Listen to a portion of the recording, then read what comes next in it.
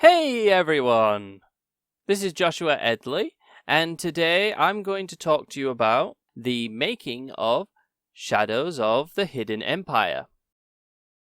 After all the time it took me to make it, after all the effort in developing the assets and the effects, the experimentation that I've been doing, it's finally reached this point.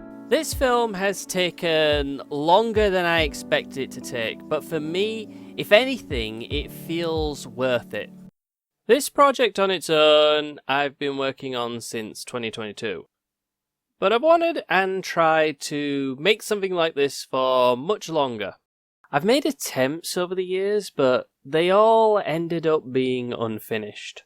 Mostly a mixture of some of them were overambitious or there was no clear vision of how to put them all together. The latter one always led to everything just becoming a mess. So I needed to figure out a method that could allow me to plan it out properly. It's only when I saw the method from the YouTube channel Dead Sound that really got me inspired. The visual way his creative process worked very much made me think of trying it out myself. So to trial it, I decided to copy some of the method for myself and to see how it works. With it, I was able to get my ideas in one place and record my progress. I found it very useful. It really got me into thinking of how this story was going to work. The next step for me is making a storyboard and the script, which for the script I mostly did 2 drafts on Microsoft Word. In the first draft is me writing out the lines on different ways and seeing what I think works and what does not. The second draft was me just cleaning it all up and picking the lines that sound the best. When it comes to making the storyboard, I use the software Storyboarder to create both the storyboards and the animatic. When it comes to storyboards, I don't care too much about the quality since it's to get my ideas in place. The animatic also helps to figure out how the scene's gonna work and if I need to do things as I go along.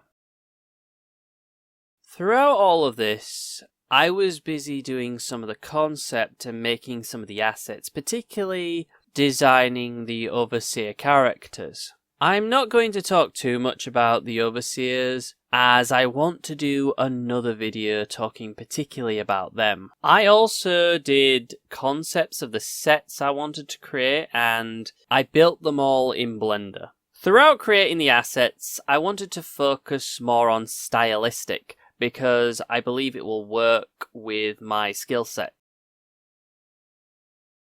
When it comes to production, I started up by setting up the sets. Space was the easiest to do.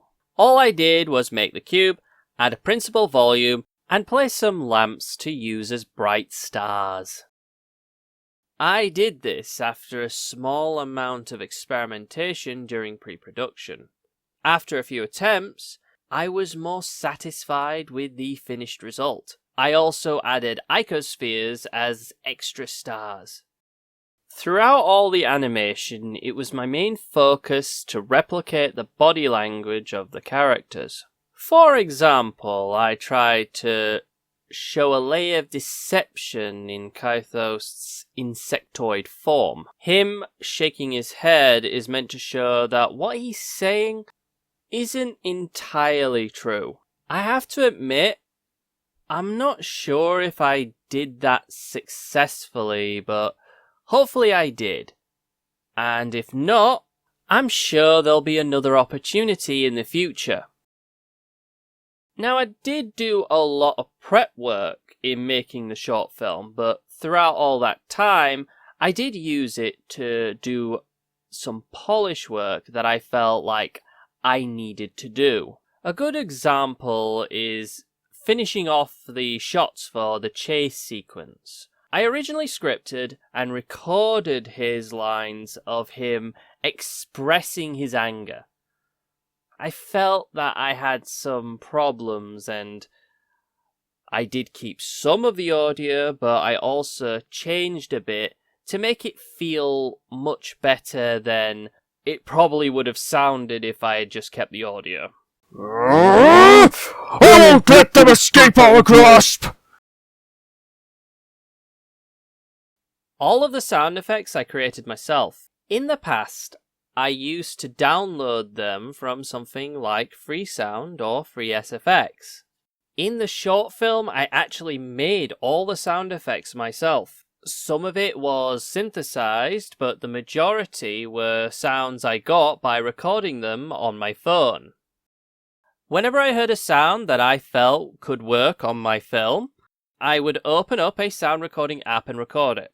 Then I send that file to my computer and start to work on it on Audacity, cleaning them up and have a play around to see what exactly I can get from what I've recorded to what they will be. What will I end up making from those sounds?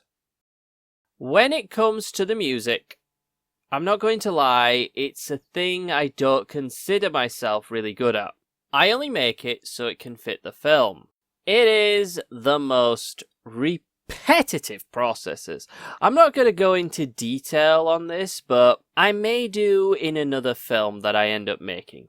All I will say is that the music I did is mostly created on LMNS, and sometimes I place these elements on Audacity.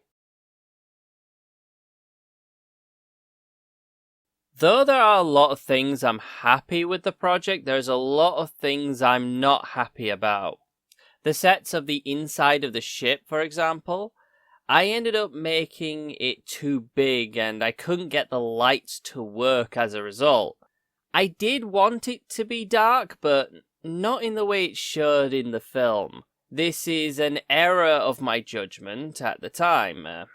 I was not very well skilled in doing inside rooms or stuff like that, so that's one of the reasons why it looks the way it is.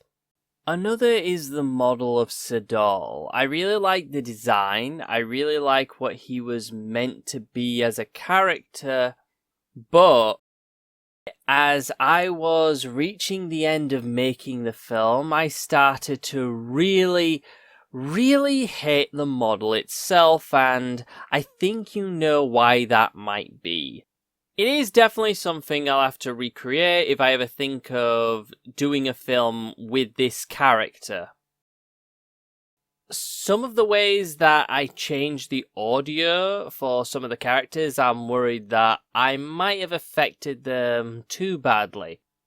I could hear them, but just because I can understand it doesn't mean that everyone else can, and I'm not gonna lie, that's one of those that I'm not really 100% certain about, and if it turns out badly, that's something to really take into consideration for the next film. The biggest issue I had in the film was the editing software I was using. I did not like it. A lot of the simple editing and quality of life things, this software did not have. A simple thing like the little sound wave scribbles that you get in most video editing software, it did not have it. So I couldn't really, well, I say I couldn't make it, but it was really hard to sync the audio. It's a software I've used for a long time, and I have been thinking of moving to an alternative. In fact, the only reason I did not change it now is because of the projects I'm still working on. This video and the film are my last ones. The next phase will be to move into DaVinci Resolve, which I've been having a little play at, and it's so much better. There is more I could have said about this, but I wanted to save it for a video about the overseers themselves.